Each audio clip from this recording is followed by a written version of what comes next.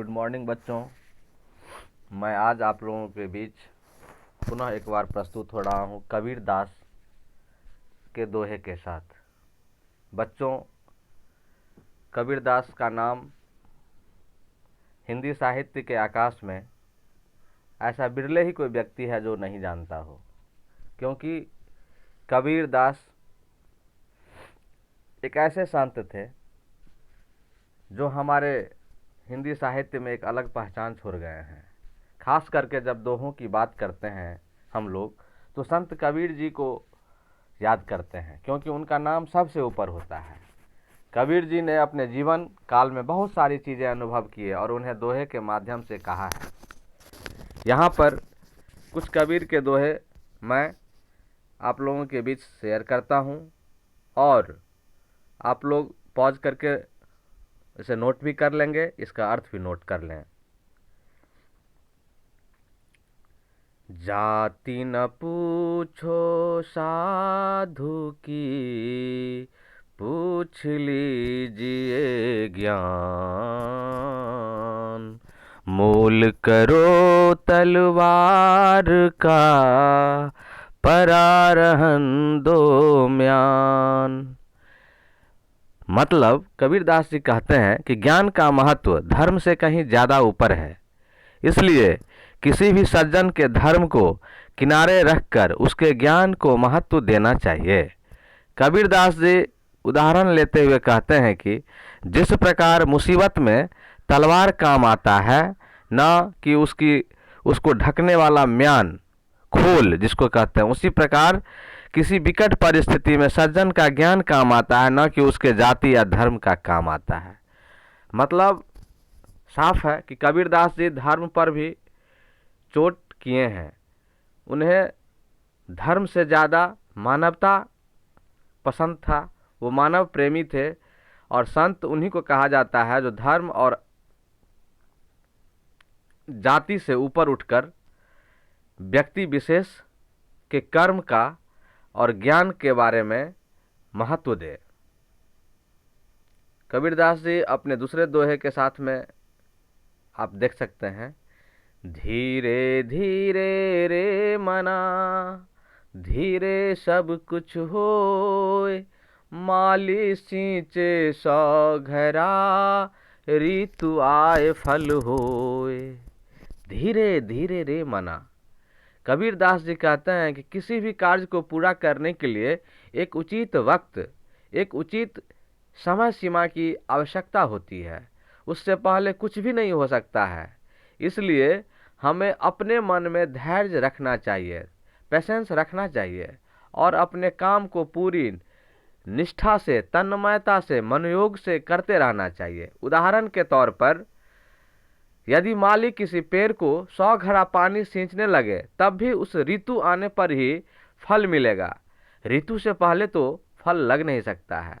यदि हम आम के वृक्ष में 100 घड़ा क्या, तालाब का सारा पानी उड़ेल दें और मौसम उसके मंजर होने का नहीं है, ऋतु उसके मंजर होने का नहीं है, वह समय फरवरी मार्च का नहीं है, तो निश्चित तौर पर उस आम के पौधे में मंजर नहीं लगेगा, तो फल कहाँ से लगेगा। इसलिए हमें धीरज रखते हुए अपने कार्य को करते रहना चाहिए। समय आने पर फल जरूर मिलेगा।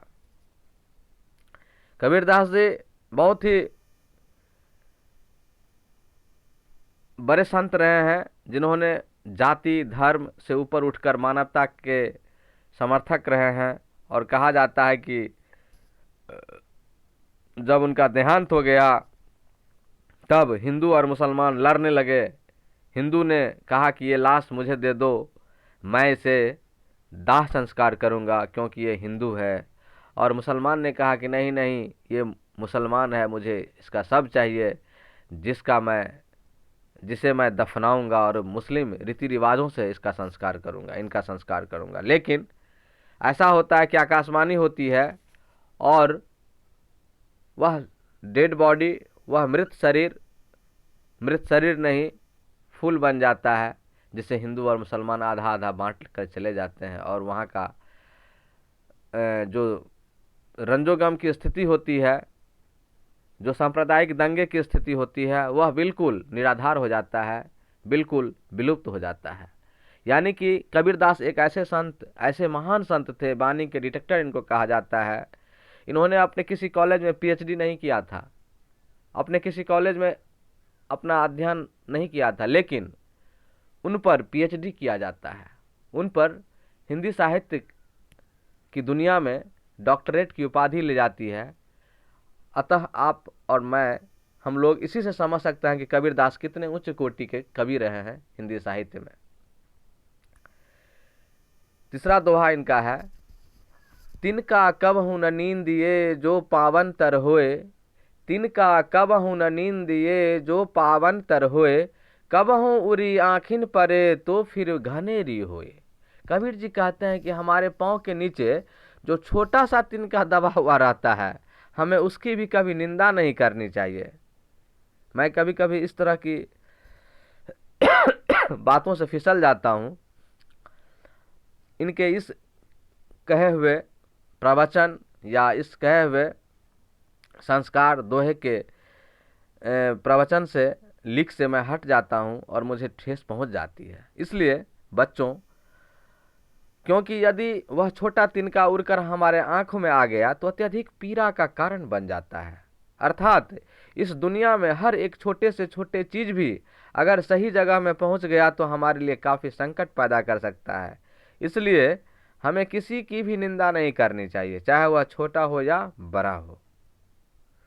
आप समझ सकते हैं कि एक बिंदी का कितना कमाल होता है कि सुहागन स्त्री या किसी महिला के मस्तिष्क पर शोभायमान होता है, और एक छोटा सा कण आंख में पड़ जाए तो निश्चित तौर पर आंख खराब हो सकता है, आंख की रोशनी जा सकती है। इसलिए ऐसा कबीरदास जी कहते हैं कि किसी भी निंदनीय से निंदनीय व्यक्ति की भी निंदा नहीं करनी चाहिए, क्योंकि वह कब काम आ जाए यह कहना बड़ा मुश्किल होता है, या कब वह कष्ट पहुंचा जाए यह कहना भी मुश्किल है। लूट सके तो लूट ले राम नाम की लूट, पाछे फिर पछताओगे प्राण जाहि जब छूट। कबीरदास जी कहते हैं कि जब तक तुम जिंदा हो ईश्वर का नाम लो, उसकी पूजा करो, उनकी पूजा करो, नहीं तो मरने के बाद तुम्हें पछताना पड़ेगा। क्योंकि जब भवसागर से आप चले जाओगे, पृथ्वी से चले जाओगे, इस मृत्यु भूमि से चले जाओगे, तो आपको सभी तरह का अपने प्रारब्ध का, कर्म का हिसाब वहां देना होगा। क्योंकि आप अपने जीवन में किए हुए व्यापार को नहीं जानते हैं। जिस तरह से आप एक बहुत बड़े बिजनेस के सेठ हो जाते हैं, मालिक हो जाते हैं, और इनकम टैक्स वाला छापा मारता है, तब आप सीए को पकड़ते हैं, चार्टेड अकाउंटेंट को पकड़ते हैं कि आप अपने व्यापार का हिसाब, आय ब्यौरा रखे, आय व्यय का ब्यौरा रखे, बताए सरकार को कि मैंने कितनी आमदनी की है, कितना खर्च किया है, मैं टैक्स के दायरे में नहीं आता हूँ। ठीक उसी प्रकार से ईश्वर भी, वहाँ भी एक अकाउंटेंट है भगवान के पास, जो आपके कर्मों का लेखा जोखा रखा है। ईश्वर उन्हें बुलाते हैं कि देखो अकाउंटेंट, इस व्यक्ति का धरती पर कितना अच्छा कर्म है और कितना बुरा कर्म है। आपको उसी के अनुसार वहाँ पर भी प्रतिफल मिलने वाला है। इसलिए कबीरदास जी को ऐसा माना जाता है कि त्रिकालदर्शी थे वो। उन्होंने भगवान शिव पर भी कुठाराघात किया है, भगवान शिव के भक्त पर भी कुठाराघात किया है। वो सचमुच ईश्वर के उपासक हैं, ऐसा नहीं, वो निराकार ईश्वर के उपासक हैं। ऐसा नहीं कि वो मूर्ति पूजा के समर्थक रहे हैं कि ये भगवान है, ये भगवान है, राम भगवान है, ये विष्णु भगवान है, ये कृष्ण भगवान है। ऐसा उन्होंने कभी नहीं कहा। उन्होंने ईश्वर है इस बात को माना है, और उन्होंने कहा है कि ईश्वर के संदर्भ में कि मोह को कहाँ ढूंढे बंदे, मैं तो तेरे पास में। ईश्वर तो हर एक मन के भीतर में है, हर एक प्राणी के भीतर में है, ऐसा उन्होंने कहा है। इसलिए कबीरदास कहते हैं कि ईश्वर का नाम लो, उसकी पूजा करो, नहीं तो मरने के बाद तुम्हें पछताना पड़ेगा रे मनुष्य। फिर पांचवा दोहा के रूप में आप देखिए, काल करे सो आज कर, आज करे सो अब, पल में प्रलय होगी बहुरी करेगा कब। समय का महत्व समझते हुए कबीर संत जी ने कहा है कि जो कार्य तुम कल के लिए छोड़ रहे हो उसे आज करो, और जो कार्य आज के लिए छोड़ रहे हो उसे अभी करो। कुछ ही वक्त में तुम्हारा जीवन खत्म हो जाएगा, क्योंकि तुम ईश्वर नहीं हो, तुम कुछ भी नहीं जानते हो। You are nothing against God. ईश्वर के सामने में तुम कुछ भी नहीं हो, तुम एक तिनके के समान भी नहीं हो। तो फिर तुम इतने सारे काम कब करोगे जो ईश्वर ने तुम्हें सौंप करके भेजा है। अर्थात हमें किसी भी काम को तुरंत करना चाहिए, उसे बाद के लिए नहीं छोड़ना चाहिए। कबीरदास जी कहते हैं कि तुलसीदास जी भी कहे हुए हैं कि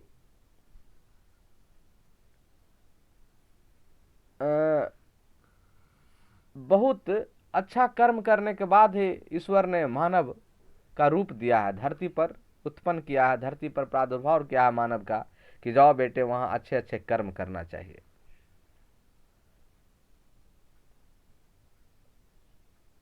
बहुत भाग्य पायो कि मानुष तन पावो। तो कहने का मतलब है कि आप समय के साथ चलिए, ऐसा नहीं कि समय के विपरीत प्रतिकूल परिस्थिति में आप चला कीजिए। तो अपने कर्म के प्रति सजग रहिए और कल के लिए कुछ भी मत छोड़िए, क्योंकि रावण ने भी कल के लिए, भविष्य के लिए प्लानिंग किया था कि मैं स्वर्ग तक सीढ़ी लगाऊंगा, लेकिन उसका वो सपना पूरा नहीं हो पाया, और वो जानते थे। ऐसा तुलसीदास जी रामचरितमानस में भी लिखे हैं। अब कबीरदास के अगले दोहे की ओर चलते हैं। साईं इतना दीजिए जाके कुटुंब समय, मैं भी भूखा न रहूं साधु न भूखा जाए। कबीर संत कहते हैं कि हे ईश्वर, हे साईं, हे ईश्वर, हे गॉड, मुझे इतना ही दीजिए कि मैं अपने परिजनों का, अपने कुटुंब का, अपने परिवार का गुजारा कर सकूं, उनका भरण पोषण कर सकूं, उनके वस्त्र कपड़े मैं उपलब्ध करा सकूं, मैं भी भरपेट खाना खा सकूं और खाने वाले, आने वाले सज्जन को भी भरपेट खाना खिला सकूं। अर्थात हमारे दरवाजे पर कोई अतिथि गण आ जाते हैं तो मेरे घर में, मेरे भंडार गृह में इतनी सामग्री होनी चाहिए है ईश्वर कि मैं उनका भी आदर सम्मान कर सकूं, आदर सत्कार कर सकूं। अर्थात हमें बहुत अधिक धन की लालच नहीं करनी चाहिए, हमें इतने में संतोष कर लेना चाहिए जितने में हम अपने और अपने परिजनों का को भर पेट खाना खिला सकें। मैं भी भूखा ना रहूं और साधु न भूखा जाए। कबीरदास जी धन इकट्ठा करने के प्रति या धन इकट्ठा करके रखने के प्रति के विरोध में है, यानी उनका समर्थन नहीं करते हैं। वो इतना ही कहते हैं कि ईश्वर इतना कुछ दीजिए कि मैं, मेरा कुटुंब समाज खा करके संपूर्ण रहे, मैं भी भूखा ना रहूं, मेरा परिवार के अन्य लोग भी भूखा ना रहे। हाँ, और ईश्वर भजन, ईश्वर का अनुगामी हम लोग रहें। दुख में सुमिरन सब करे, सुख में करे न कोई, जो सुख में सुमिरन करे तो दुख काहे को होए रे कबीरा, तो दुख काहे को होए। कबीरदास जी कहते हैं कि जब हमें कोई दुख होता है, अर्थात कोई परेशानी होती है, हम चारों ओर समस्याओं से घिर जाते हैं या चोट लगता है, तब जाके हम सतर्क होते हैं और खुद का ख्याल रखते हैं, डॉक्टर के पास जाते हैं। उस समय में ऐसा ही करते हैं, पहले से नहीं हम ख्याल रखते हैं, पहले से पूरी बॉडी को नहीं चेकअप कराते हैं। तो कबीर दास जी कहते हैं कि यदि हम सुख में अर्थात अच्छे समय में ही सचेत और सतर्क रहने लगे तो दुख, संकट, समस्याएं हमारे सामने में कभी आएगा ही नहीं। अर्थात हमें सचेत होने के लिए बुरे वक्त का इंतजार नहीं करना चाहिए, समय रहते, वक्त रहते हमें संभल जाना चाहिए। अर्थात हमें भविष्य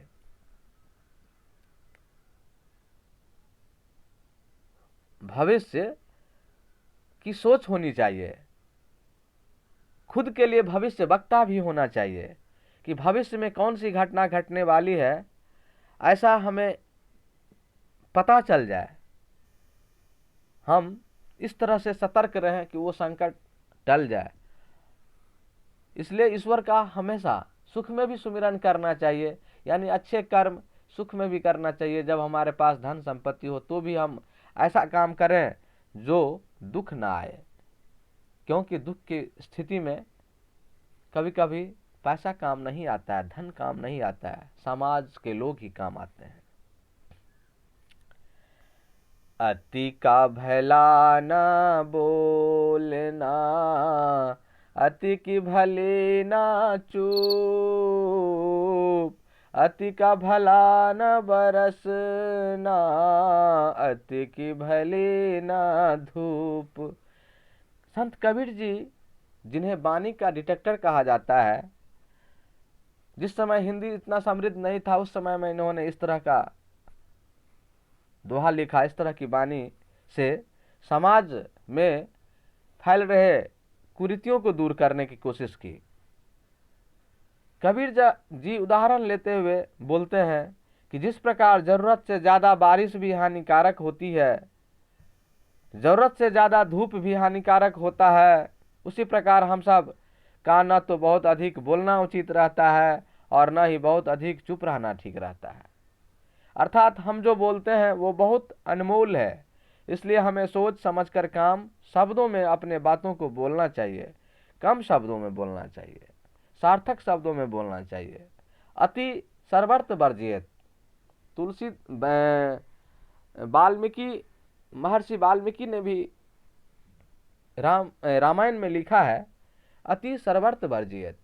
सीता का प्रसंग आता है, सीता का हरण होता है, उस प्रसंग में लिखा हुआ है कि अति सर्वर्थ वर्जियेत, यानी सीता अति सुंदर होने के कारण से ही हरी गई। यानी अति सुंदर होना भी अच्छा नहीं माना गया है। यानी अति कहने का मतलब है कि अत्यधिक ज्यादा किसी भी चीज का अतिशयोक्ति हो जाना, अति हो जाना समय के साथ व्यक्ति के लिए, उस समय परिस्थिति काल के लिए अच्छा नहीं होता है। बुरा जो देखन मैं चला, बुरा न मिलिया कोई, जो दिल खो जा पुना, मुझसा बुरा न कोई। कबीरा मुझसे बुरा न कोई। कबीर दास जी कहते हैं कि जब मैं इस दुनिया में लोगों के अंदर बुराई ढूंढने निकला तो कहीं भी मुझे बुरा व्यक्ति नहीं मिला।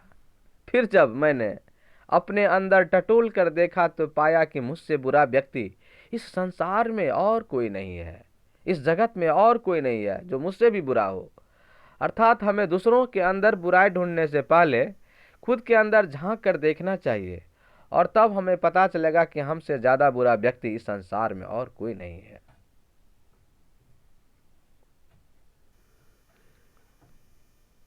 दसवें दोहे की ओर हम चलते हैं बच्चों।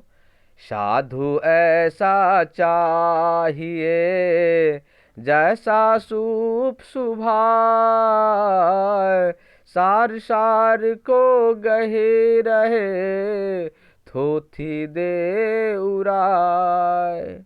कबीर संत जी कहते हैं, कबीर भगवान कहते हैं कि हमें ऐसे सज्जन की आवश्यकता है जिसका स्वभाव अनाज को साफ करने वाला सूप की तरह हो। अनाज को बचते हुए वह वहां से बाकी सारी घास, अनाज को साफ करने वाला सूप की तरह हो, क्योंकि अनाज को बचाते हुए वह वहां से बाकी सारी घास फूस अथवा और गंदगियों को हटा देते हैं। अर्थात सज्जन को ऐसा होना चाहिए जिसे सही गलत का और अच्छे बुरे का फर्क करने आता हो, जो सबकी मदद करे और जो अच्छाई को बचते हुए सबसे बुराई को निकाल दे। ये दोहा भी बहुत अच्छा है। देखिए, पोथी पढ़ पढ़ जग मुआ, पंडित भया न कोय। ढाई आखर प्रेम का, पढ़े सो पंडित होए। संत कबीर जी सच्चे ज्ञानी की परिभाषा देते हुए कहते हैं कि इस दुनिया में न जाने कितने लोग आए और माटी में मिल गए, कितने लोग आए और मोटी मोटी किताबें पढ़कर चले गए, पर कोई भी सच्चा ज्ञानी नहीं बन सका। सच्चा ज्ञानी वही है जो प्रेम का 2.5 अक्षर पढ़ा हो, अर्थात जो प्रेम का वास्तविक रूप पहचानता हो। इस जगत में बहुत से ऐसे लोग हैं जो बड़ी बड़ी किताबें पढ़ लेते हैं, फिर भी वे लोग प्रेम का सही अर्थ नहीं समझ पाते हैं। और इसलिए कबीरदास जी कहते हैं प्रेम का महत्व समझाते हुए कि प्रेम से बढ़कर इस संसार का कोई भी पुस्तक, कोई भी धर्म ग्रंथ, कोई भी किताब नहीं है।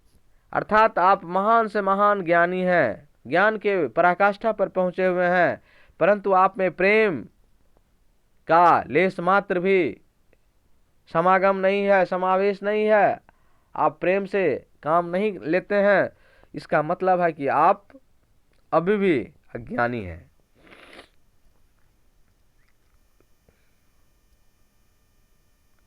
अगली दोहा है, पतिव्रता मैली भले, गले कांच की पोत। सब सखियन में यो दीपे, ज्यों रवि शेष की जोत। संत कबीर जी कहते हैं कि यदि कोई स्त्री पतिव्रता है, पति के प्रति अनुराग रखती है, दूसरे पुरुषों का कभी ध्यान नहीं करती है, दूसरे पुरुषों का कभी दर्शन करना नहीं चाहती है, अपने पति को भगवान की श्रेणी में रखती है, तो फिर चाहे उसके गले में सुहाग के नाम पर सिर्फ कच्छ का एक माला हो, या वो तन से मैली भी हो, फिर भी वो अपने सभी सखी सहेलियों में सूरज के किरण समान चमकती है। यहाँ स्त्रियों के मर्यादा का सम्मान किया गया है। कबीरदास जी कहते हैं कि जो नारी पतिव्रता होती है, वो गरीब भी हो, निर्धन भी हो, उसके गले में सोने का मंगलसूत्र ना हो तो कोई बात नहीं है, उसके गले में हीरे का कोई नेकलेस नहीं हो तो कोई बात नहीं है, उसके बदन में लाखों के हीरे जवाहरात सारी नहीं हो तो कोई बात नहीं है, लेकिन यदि वो सचमुच पतिव्रता है, जैसे सीता को पतिव्रता माना गया है, तो निश्चित तौर पर वो सभी सखियों में भी, सहेलियों में भी सूरज के समान चमकती हुई है। अर्थात जो स्त्री पतिव्रता है, उसे सुंदर दिखने के लिए किसी भी गहने या सेज सजावट की आवश्यकता नहीं है। अगले दोहे की ओर हम चलते हैं। कबीर हमारा कोई नहीं, हम काहू के नाही। पारे पहुँचे नाव जो, मिल के बिछुर जा। संत कबीर जी इस दुनिया को एक नाव बताते हुए कहते हैं, इस संसार रूपी नाव में हमारा कोई नहीं है और न ही हम किसी के हैं। इस संसार रूपी नाव में हमारा कोई नहीं है और न ही हम किसी के हैं। बिल्कुल निर्गुण वाली बात कहते हैं, बिल्कुल मोह माया को त्यागने वाली बात कहते हैं। ज्यों ही नाव किनारे पर पहुंचेगी, हम सब बिछुड़ जाएंगे। अर्थात इस संसार रूपी नाव में हमारा अपना कोई भी नहीं है और न ही हम किसी के अपने हैं। कोई भी इस संसार में सदा एक साथ नहीं रह सकता, एक न एक दिन सबको अलग अलग होना ही पड़ता है। ये संसार का परम सत्य है, अटल सत्य है। जिस तरह से मृत्यु अटल सत्य है, उस तरह से संसार में एक न एक दिन हम परिवार के लोग एक न एक दिन बिछुड़ जाते हैं, और यह कड़वी सच्चाई सबको एक न एक दिन सहना पड़ता है, स्वीकार करना पड़ता है। कबीरदास जी तो त्रिकालदर्शी हैं, उन्होंने वो देखते हैं, वो देख रहे हैं सारे चीज़, तीनों काल को देख रहे हैं कि हमारा यहाँ कोई नहीं है। कबीरदास जी खुद कहते हैं कि यहाँ कोई हमारा नहीं है, हम काहू को नहीं, किसी का हम नहीं है। पारे पहुँचे नौ ज्यों, जब जैसे ही किनारे पहुँच जाएंगे, पार पहुँच जाएंगे नौ इस संसार भवसागर का, मिल के बिछुड़ जा, तो सब कोई बिछुड़ जाएंगे।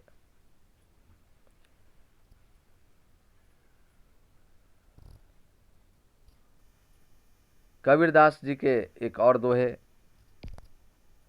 को देखिए। माटी का एक नाग बना के पूजे लोग लुगाया, जिंदा नाग जब घर में निकले ले लाठी धमकाए रे कबीरा, ले लाठी धमकाए। लोग पूजा पाठ में आडंबर और दिखावा करते हैं। मसलन सांप की पूजा करने के लिए वे माटी का सांप बनाते हैं। हिंदू धर्म पर कुठाराघात करते हैं। हिंदू धर्म पर ये व्यंग्य कर रहे हैं।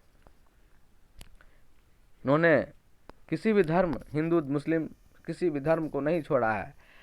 सभी में जो व्याप्त कुरीतियां हैं उनको दूर करने का भरसक प्रयास किया, और जो ईश्वर हैं, जिन्हें मूल तत्व कहा जाता है, जो सब में उपस्थित हैं, विद्यमान हैं, सबके मन में उपस्थित हैं, उन ईश्वर की ये चर्चा करते हैं, जिक्र करते हैं और कहते हैं कि देखिए, लोग पूजा पाठ में आडंबर और दिखावा करते हैं। मिट्टी का नाग बना करके सांप की पूजा करते हैं, लेकिन वास्तव में जब वही सांप उसके घर चला आता है तो उसे लाठी से पीट पीट कर मार दिया जाता है। अर्थात कबीर जी पूजा की ओर ध्यान आकर्षित करते हुए संदेश देते हैं कि दिखावे के पूजे से कोई लाभ नहीं। दिखावे के पूजे से मन को झूठी तसल्ली दी जा सकती है। ईश्वर की प्राप्ति कदापि संभव नहीं है। इसलिए आप मन से, मनोयोग से ध्यान करें ईश्वर का, तो निश्चित तौर पर उसका प्रभाव सकारात्मक होगा। आपके बॉडी में अच्छे हार्मोन्स जनरेट करेंगे जो आपके शरीर के मन को विकास करेंगे, आपको विद्यावान बनाएंगे, यशस्वी बनाएंगे, ऊर्जावान बनाएंगे। मल मल धोए शरीर को, धोए न मन का मैल, नहाए गंगा गोमती, रहे बैल के बैल। कबीरदास जी फिर हिंदू धर्म पर कुठाराघात करते हैं। कहते हैं कि लोग शरीर का मैल अच्छे से मलमल कर साफ करते हैं, साबुन से क्या क्या नहीं लगाते हैं, हाँ, और किंतु मन का मैल कभी साफ नहीं करते हैं। वे गंगा और गोमती जैसी पवित्र नदी में नहाते हैं और ऐसा मन में विश्वास रखते हैं कि मेरा किया हुआ सारा का सारा पाप कर्म वहाँ स्वच्छ हो जाएगा, समाप्त हो जाएगा और मैं पवित्र हो जाऊंगा। परंतु वे मूर्ख के मूर्ख ही रहते हैं, ऐसा कहते हैं कबीरदास जी। अर्थात जब तक कोई व्यक्ति अपने मन का मैल साफ नहीं करता, जब तक वो कभी एक सज्जन नहीं बन सकता, फिर चाहे वो कितना ही गंगा और गोमती जैसे पवित्र नदी में नहा ले, वो मूर्ख के मूर्ख ही रहेगा। ऐसी कबीरदास संत महात्मा की वाणी है। वो कहते हैं कि मल मल धोए शरीर को, धोए न मन का मैल, नहाए गंगा गोमती, रहे बैल के बैल। मतलब आप पूर्णतः पूर्ववत हैं, आप में कोई सुधार नहीं हुआ है गंगा और गोमती में स्नान करने से। अर्थात अभी भी वो कर्म की महत्ता को समझा रहे हैं कि आप कर्म कीजिए। आप अच्छा कर्म करते हैं तो आप अच्छा व्यक्ति बनते हैं, और कर्म अच्छा नहीं है, गलत कर्म करते हैं, गंगा स्नान ये इधर उधर करते हैं, पूजा पाठ, तो आपका उससे कुछ अच्छा होने वाला नहीं है। और ऐसा मुझे भी लगता है, मैंने भी अनुभव किया है कि विद्यार्थी जीवन में आप सिर्फ पूजा ही कीजिए, पढ़ाई नहीं कीजिए, तो ज़रूर आप अच्छा नहीं कर पाइएगा, आप परीक्षा में पास नहीं कर पाइएगा। हो सकता है कि आप अपने लक्ष्य को प्राप्ति नहीं कर पाइएगा। सिर्फ पूजा पूजा पूजा करते रहने से आप हो सकता है कि ईश्वर के नज़दीक पहुँचे या नहीं भी पहुँचे, लेकिन सफल एग्जामिनेशन में, परीक्षा में कभी नहीं हो सकते। इसलिए विद्यार्थी जीवन में भी इसको एक्सेप्ट करना है, स्वीकार करना है कि हम अपने कर्म पर भरोसा करेंगे, किसी दूसरे के कर्म पर भरोसा नहीं करना है। आप अपने मन से, मन योग से 4 घंटा, कम से कम 5 घंटा डेली स्वाध्याय कीजिए, पढ़िए, तभी आपका मन का विकास होगा, मस्तिष्क का विकास होगा। ऐसी बानी बोलिए मन का पाखो, औरन को शीतल करे, आपहु शीतल हो। संत कबीर जी कहते हैं कि हमारे मुख से निकलने वाले बातों को अत्यधिक महत्व देते हुए कहते हैं कि हम ऐसी वाणी बोलनी चाहिए जिसे सुनकर दूसरों को भी प्रशंसा हो, दूसरों का भी मन शीतल हो जाए, खुश हो जाए, और खुद को भी प्रसन्नता महसूस हो, खुद भी सकारात्मक हो जाए। हमें ऐसी बातें करनी चाहिए जिससे किसी को बुरा ना लगे और उनके मन को ठेस ना पहुंचे। अर्थात मीठी वचन औषधि के समान है। तलवार से लगे चोट देर सबेर भर जाते हैं, किंतु कटु वचन बोलने से हुआ घाव कभी नहीं भरता। मीठे वचन बोलने से बिगड़े काम भी बन जाता है। मेरे पिताश्री भी कहा करते थे कि बेटा,